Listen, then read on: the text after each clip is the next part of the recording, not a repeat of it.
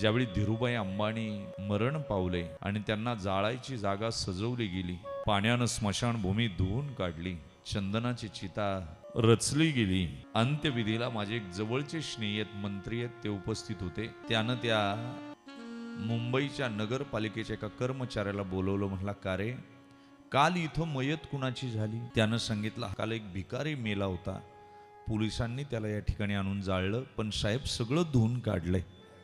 त्यावेळी ते मंत्री गालात हसू लागले आणि आमची ज्यावेळी चर्चा झाली त्यावेळी लक्षात आलं, जरी धुवून काढलं, निरमा पावडर सगळं टाकून धुतलं असेल, पण अग्नीनं ज्यावेळी जिथं प्रेत जाळतात तिथं तडे जातात, त्या भेगामध्ये भिकाऱ्याची राख मात्र तशीच होती.